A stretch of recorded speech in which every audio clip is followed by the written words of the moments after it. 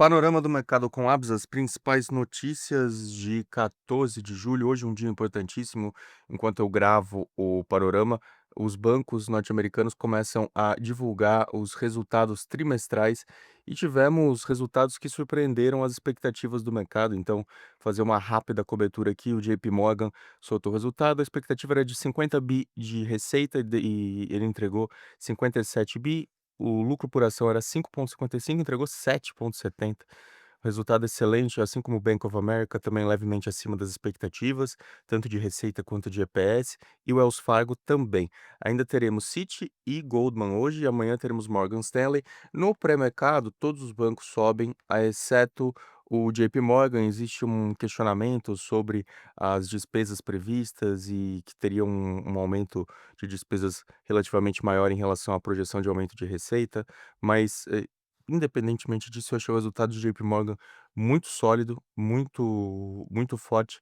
É claro que teve uma receita grande, de receitas não recorrentes que não se repetirão nos próximos trimestres, mas ainda assim, mesmo que, nós façamos a eliminação de itens como o ganho relacionado a ações da Visa e 1 bi de participações acionárias, o PS vai para 6,14. É uma questão muito mais, contábil, mas ainda assim o resultado supera o consenso. Então é um beat real, mas um pouco menor do que essa manchete pode sugerir. De todo modo, um resultado muito sólido do JP Morgan. Eu adoro ouvir o Jamie Dimon no call com os investidores, porque, na minha opinião, é o melhor CEO de Wall Street. Então, é interessante entender o que o JP Morgan vai falar por meio do seu CEO e presidente do conselho, Jamie Dimon. Para mim, um dos homens mais influentes do sistema financeiro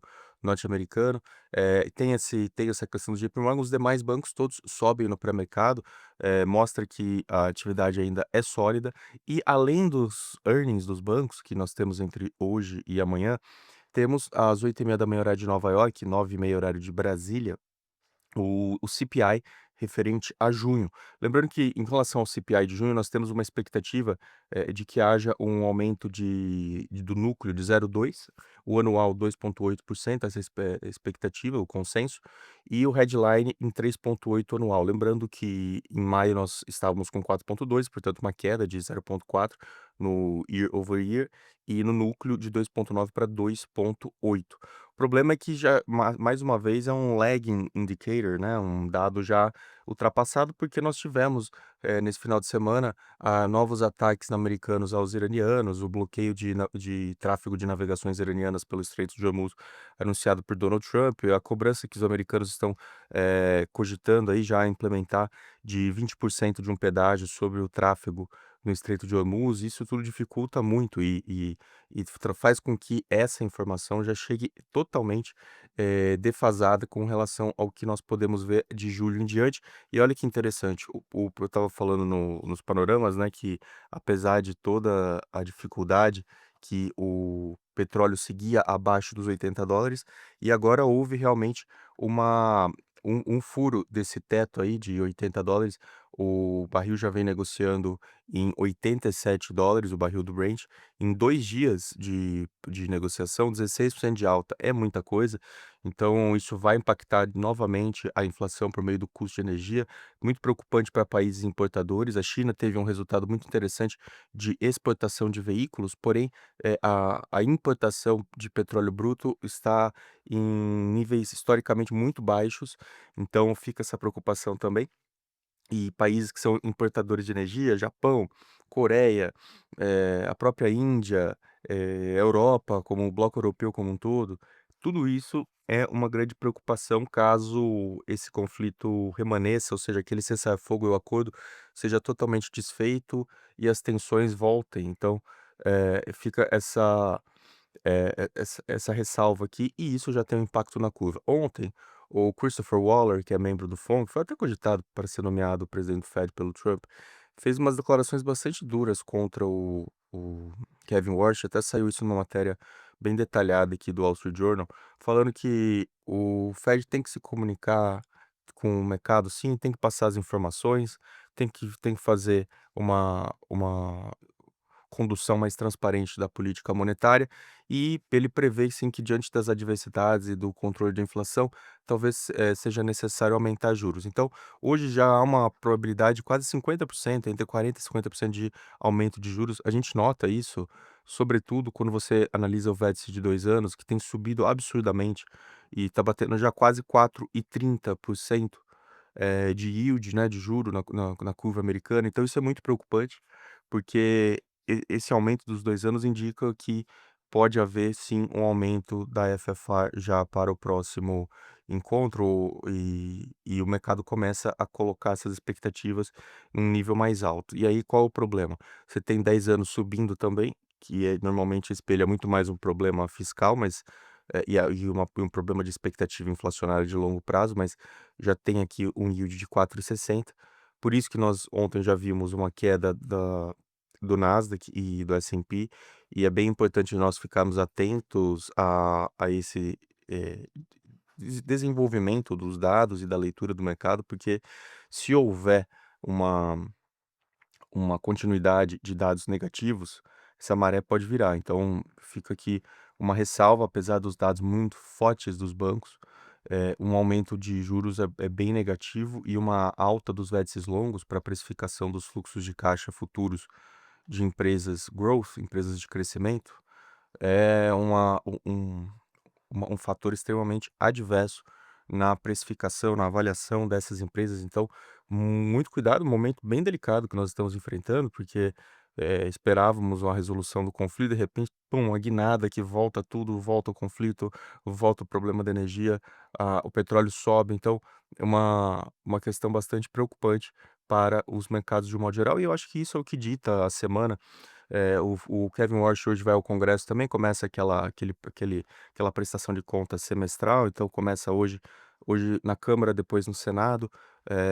Interessante acompanhar, assim, não é algo que vai mudar muito, com certeza o Kevin Warsh vai com um discurso muito cuidadoso para essa sabatina, mas é interessante analisar qual vai ser a postura dele em relação a, com certeza virão perguntas sobre aumento de juros, com certeza virão perguntas sobre a transparência das informações que o Fed deve divulgar, e eu fico um pouco curioso em saber se ele não vai entrar em politização. Certamente os congressistas do Partido Democrata tentarão, fazer algumas alusões à sua condução política enviesada, mas eu penso que, independentemente dessas questões políticas, ele vai tentar passar uma mensagem mais sóbria. Vamos ver, quando ele foi à Sintra, ele falou que a inflação ainda estava muito alta. Se ele, dependendo do que ele falar hoje, essa curva aí precifica já um aumento de juros rapidamente, e é bem possível que haja uma reversão nos movimentos. Então é importantíssimo acompanhar essa semana, dado o que está acontecendo no Oriente Médio e essa leitura de membros importantes do FONC dando declarações bastante hawkish. E aí vamos falar agora dos desdobramentos de tudo isso para o Brasil. Bom, se realmente tudo isso se materializar, o câmbio fica mais forte, isso é bastante preocupante. Nós teremos um dólar mais forte. Ontem, por exemplo, o DXY subiu contra a cesta de moedas de países desenvolvidos. O câmbio subiu bastante ontem também aqui no Brasil, então o dólar foi de 5,10 para 5,13. É muito complicado um dólar mais forte para o câmbio brasileiro. Exportadoras claramente se beneficiam, mas as outras empresas podem sofrer bastante com uma inflação importada, né, pela dolarização da economia. Então isso me preocupa um pouco também. E para o Brasil ruim, porque o carry trade começa a ficar mais apertado, e aí a possibilidade de corte de juros da Selic sem um impacto cambial diminui bastante. Se esse carry trade começa a diminuir, embora seja ainda muito largo, mas se ele começa a diminuir, com uma expectativa de inflação do Focus ontem de 5,16 para fechamento de 2026, o câmbio pode disparar. Então, pessoas que me assessoram, por exemplo, de novo, isso aqui não é recomendação de investimento, estou falando só apenas o que eu conversei com pessoas que me assessoram. Claro que eu tomo as minhas decisões, mas eu gosto de conversar com várias pessoas que são experientes, atendem grandes patrimônios, e me orientaram de que seria o momento de aumentar exposição dolarizada a ativos dolarizados pelas circunstâncias atuais, risco de volatilidade eleitoral mais à frente. Agora nós vamos começar a discutir, o noticiário só vai falar disso por 3 meses, e um risco de aumento, de fortalecimento do dólar, e é isso que a gente já vê também no ouro.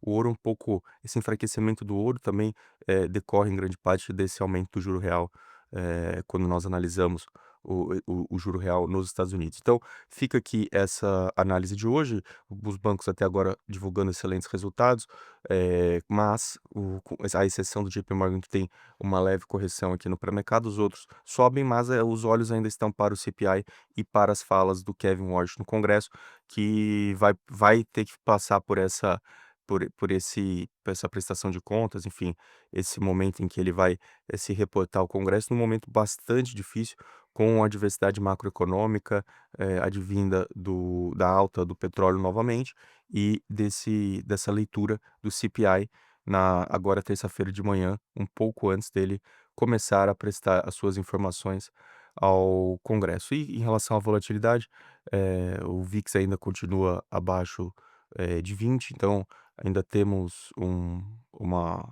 momento ainda com baixa volatilidade, mas atenção com CTAs, assim, são esses os movimentos mais ligados a momentum e à tendência de curto prazo que está acontecendo, porque é bem possível que, comecem a cogitar já numa posição mais defensiva, em virtude desses aumentos inesperados aqui no curto prazo. Então fica também essa ressalva, e depois amanhã voltamos com o Morgan Stanley também, e os resultados finais dessa primeira rodada dos bancos, e ficar bastante atento aí, se você conseguir acompanhar. O Kevin Warsh vai falar às 11 horas, horário do Brasil, horário de Brasília, então você vai conseguir acompanhar isso por meio do YouTube, se eu não me engano, o próprio Congresso deixa a live aberta.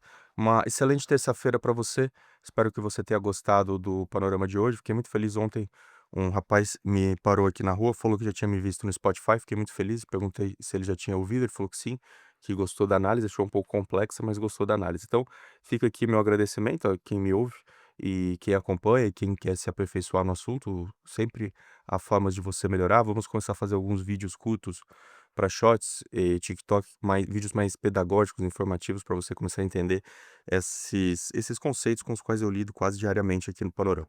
Um abraço, muito obrigado, ótima terça-feira, dia 14 de julho, hoje queda da Bastilha, comemoração na França, e voltamos com outras novidades por meio das redes. Um abraço, tchau, tchau.